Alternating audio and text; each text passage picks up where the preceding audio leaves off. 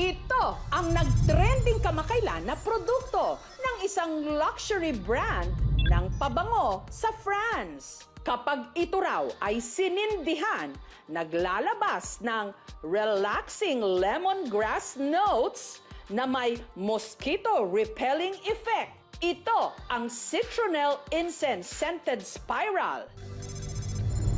Its fresh, herbaceous scent creates an outdoor oasis. Lakas makasosyal! Pero ang insenso, dinog show.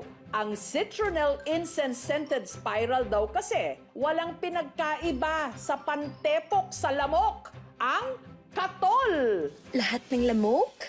Tepok! Ang presyo, 45 euros o mahigit 3,000 pesos. Hindi pa kasama riyan ang lalagyan na 140 euros o halos 10,000 pesos. Tao na yung napapatay yata niyan eh. Mahal eh. Siguro nagtataboy ng mga ng masasamang tao.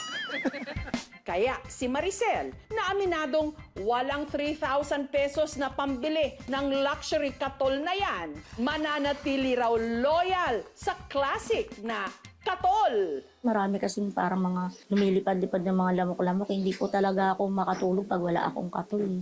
Kada araw, nakakaubos si Maricel ng 3 mag-asawang katol o 6 na piraso. Marami kasi ito sa ilalim, mga lamok kumakagat sa mga paa namin pagka kumakain kami.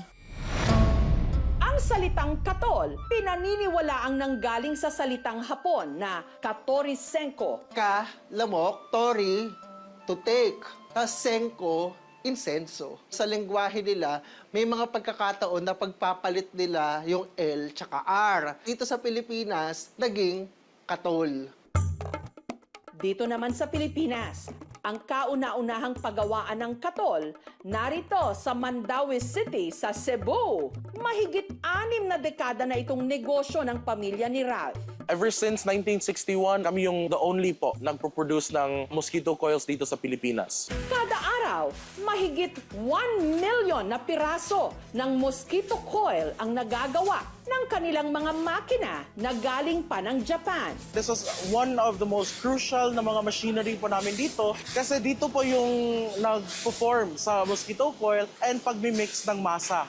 Sa paggawa ng katol, pinaghalo-halo muna ang mga sangkap katulad ng pinulbos na baon ng nyog o coconut shell powder at yung tinatawag na onggok flour. Ito yung nagbabind ng mga premix powder or yung mga liquid. Ang nagsisilbi raw talagang pantaboy ng lamok, ang sangkap o kemikal na kung tawagin, methofluothrin. Nung pinaghalo-halo ang mga sangkap at naging dough, isinalang sa stamp machine, hinulma na maging spiral ang hugis. Sunod na pinatuyo ito sa drying machine. 6 to 8 hours of drying time. Ang challenge sa paggamit ng mosquito coil kung paano paghiwalayin ang mag-asawang katol. Index finger below, on the opposite side. Your non-dominant hand po, take your thumb at ilagay mo sa taas ng katol. Isa-slide ko ganyan para ma-loosen. At ipipinch ko ng ganyan. I-wiggle ko saglit and magsaseparate siya.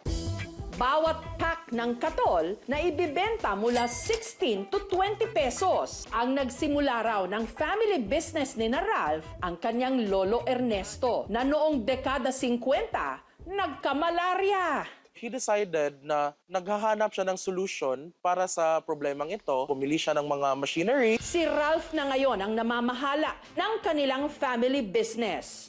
I keep it a promise na I serve the same purpose as my grandfather.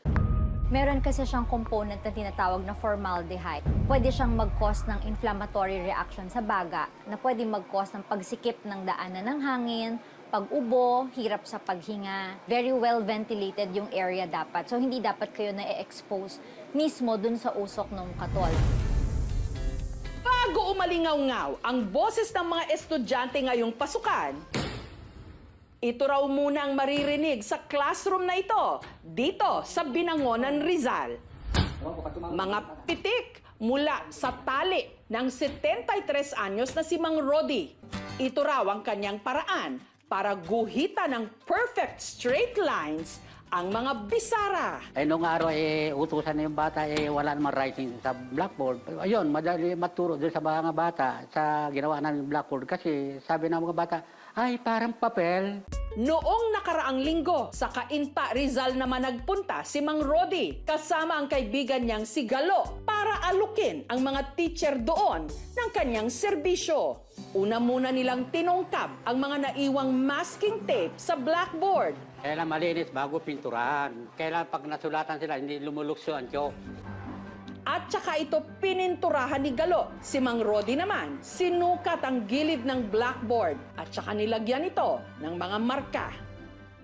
Sunod nilang ibinabad ang tali sa lata ng pintura at saka nila ito pipitikan. Bakat ngayon. Yan. Pitik with soft moves. Yan. Yan. Yan. Kailan batakin mo ng gusto ito.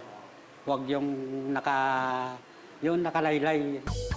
Ang mga bahagi na hindi nalagyan ng pintura, pinupulido ni Mang Rodi gamit ang tali at kutsarita. Ilang taon na makakabisado ko mamaya. Kahit kumikit ako, pwede. Ayan, hindi ko titinan, ha? Tututok ko lang dito, ayan. Ayan, Madali ko na po matuturuan ang aking mga estudyante na magsulat ng maayos. Tubong Isabela Province, si Mang Rodi. Grade 3 lang daw ang kanyang natapos noong dekada 70 na masukang maintenance staff sa library ng isang universidad. Tutulong lang, bubuhat ng libro, kung ano-ano doon, nag-i-stamp, kung ano, makaroon ng diary doon sa library. Yun, minsan nababasa ko rin yun. Parang naasahan ng utak ko.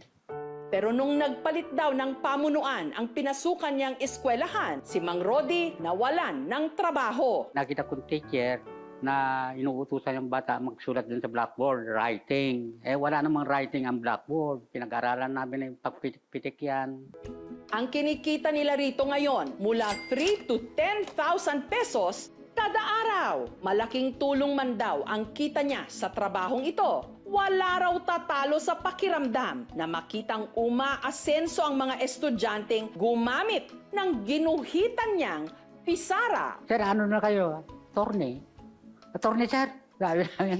Sabi kong ganun. Masaya ako. Parang tinulungan mo sila sa pag-aaral nila. Yung mga linya na ginagawa ni Tatay Rodi dun sa blackboard, para bang naging linya na rin ng magandang kinabukasan para dun sa ating mga mag-aaral. Tuwid man o paikot-ikot ang buhay, kapit lang. Dahil ika nga nila, life is what you make it. Sa buhay, ikaw ang bida at magdidikta ng iyong kwento.